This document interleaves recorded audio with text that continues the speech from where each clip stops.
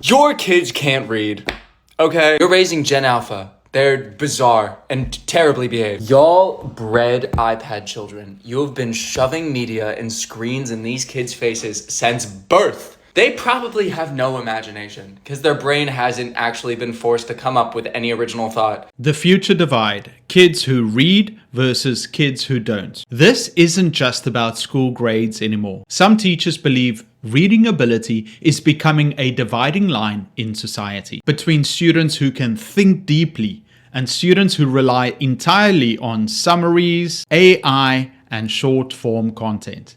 Let's look at what the future might look like. We've got a situation in the UK at the moment, and it's getting worse. We have got children who not only can't read well enough, but we've got children who don't read. Let's unpick this a little bit. 1 in 3 children in the UK say that they don't enjoy reading. That might not surprise you.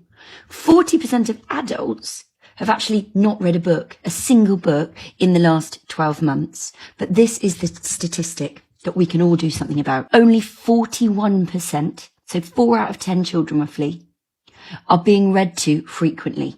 That means around about 60% of children are not being read to enough. I cannot tell you how important reading to your child is. It is the most important thing that we should be doing. It really is, for their language ability, for their cognitive ability, their social understanding, the way that they engage with language, people, things, ideas. I'm not just saying this from one study I've read. I have read dozens and dozens of books on this, and I will continue to read books on this. This matters so much.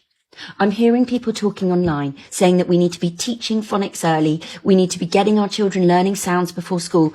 Stop. We need to read to our children first and foremost. That is the most important thing that we should be doing.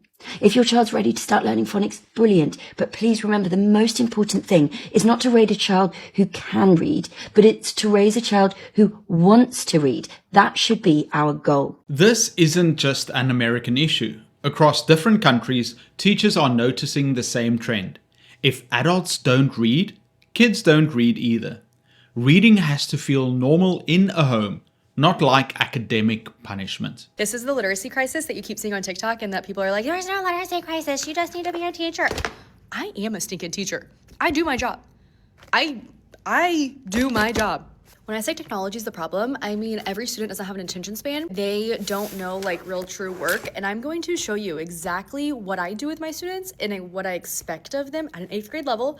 And you tell me if I'm the problem. This was on the board when my students came in today. It gives them every single resource that we've been using. It tells them that 1, they're running their introduction and what exactly that looks like, color coordinated with the example we've been looking at. Then it says 2, you're running body paragraph 1A, it says what that is, and then color coordinates with the example essay. In addition to that, we also have, I've color coordinated, so like pink goes to pink on the board, purple goes to purple on the board, all the colors match. We filled all of this out, all of it, together. Every single box. I know it's blank here.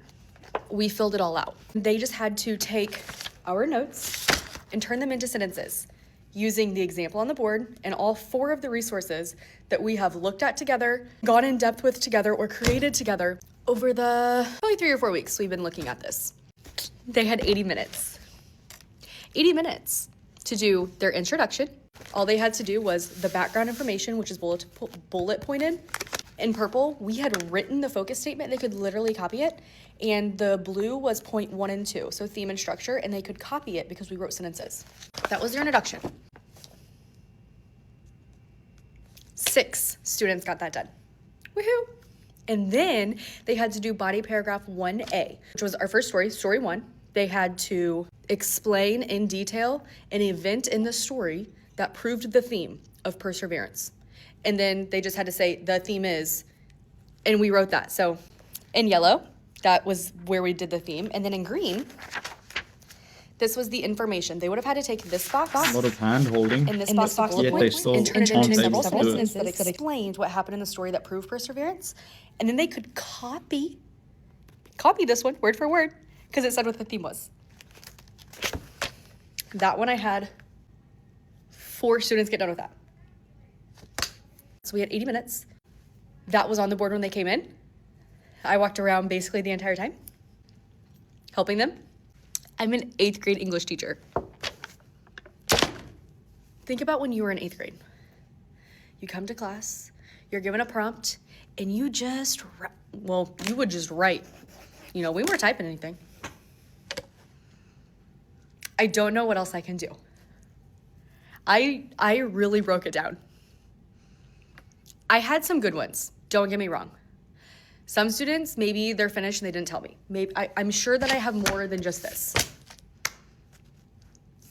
But hang on.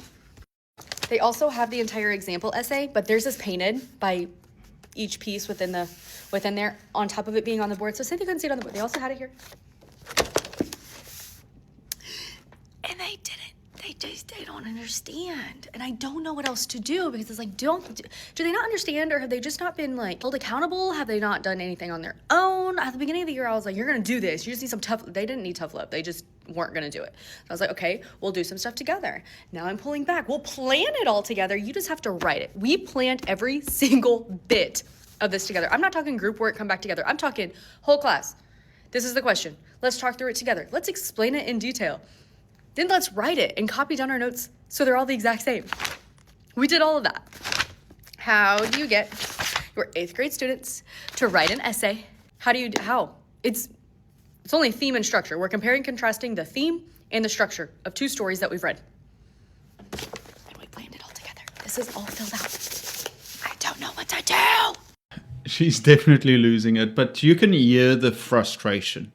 When students struggle to focus for long periods, it isn't always laziness, it's stamina. Attention is something we train.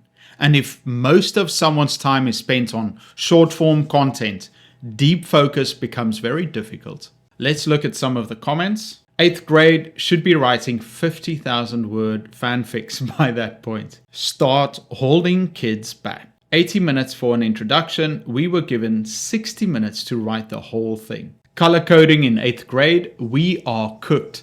I'm in shock and disbelief. This looks like something I did in 3rd grade. OMG, my jaw dropped when you said 8th grade. I thought you were gonna say 4th grade. This much guidance being necessary is crazy. The class divide of the future is going to be who can read and critically think and who cannot. Let me explain. What every educator on this app is talking about, and what every educator in the field is noticing, is a dramatic decline in basic critical reasoning skills and basic literacy skills among students. This is particularly pronounced among high school age students, where they're engaging with more complex material and can't grasp basic concepts or manage basic memory about those concepts. And what this is creating is a generation entering the workforce without basic comprehension skills that is going to make it very hard for them to keep and maintain any form of employment. On the inverse of this, we're seeing kids in more affluent families being not only pulled out of the public school system and sent to things like Montessori schools, but being pulled away from technology, not given access to anything more than, say, a TV or a video game station until they're a teenager. No tablets, no phones, things like that. And what they're doing to fill their time instead is the normal childhood stuff of playing outside, reading a book, coloring sheets, all of these things that seem like play but are actually building soft skills that make someone much better able to navigate the world around them as they get older. The gap is not going to be who can use AI and who cannot. The gap is not going to be who is an all-star on the ACT with a full ride and who is not. The gap is going to be who can reason in a basic way and who cannot. And those that cannot will probably be left behind. This might be the most important idea in this whole conversation. If reading becomes a class-based skill, the divide will grow. Families that prioritize books and reasoning skills will produce independent thinkers. Others may rely heavily on summaries, AI, and shortcuts.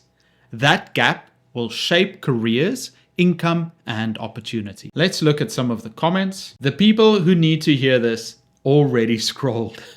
The readers and critical thinkers are going to be severely outnumbered. Idiocracy. I graduated high school last year, and it was genuinely insane how some of my classmates just didn't think at all. I need everybody else in my generation to promise that we are not going to raise iPad children. Please. I just saw a TikTok from some millennial, and she was like, here's a message to Gen Z. You might make fun of us, but watch out. We're raising the next generation, and they're going to eat you up. Your kids can't read, okay? You're raising Gen Alpha. They're bizarre and terribly behaved. Y'all bred iPad children. You have been shoving media and screens in these kids' faces since birth. They probably have no imagination because their brain hasn't actually been forced to come up with any original thought. Gen Z, please, when we are older, don't give your kids iPads at the dinner table. If I'm older and I have my kids and I bring them to a restaurant and I see fellow parents at the table next to me and their kids have iPads at a restaurant in public, what? I'm gonna scream. Cause what the hell is that? Can you not make your child behave for more than 5 seconds that they can live without an iPad for dinner? Can you not give your child enough attention and like actually converse with them and like teach them things and have conversations? Why do you have to just give them an iPad to make them shut up? Why are they even there then? What are you doing?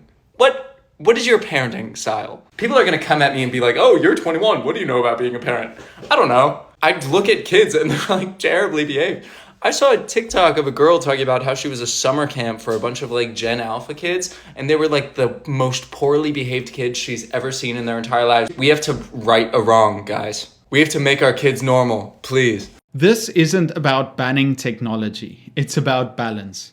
Kids need boredom. They need to sit and wait. They need time without constant stimulation. That's where imagination develops, and imagination feeds literacy. Let's look at some of the comments. They can't read, literally. As Gen Z, come on, we're not having kids. And that's so sad. Parents don't parent anymore. We've seen that. Being bored is important. Kids should be bored. As a millennial without children, but teaches Gen Alpha, they worry me deeply. I wonder why the message is out there that we shouldn't have kids anymore. This conversation isn't about blaming teachers. It's not even about blaming parents. It's about recognizing that literacy is foundational. First, you learn to read.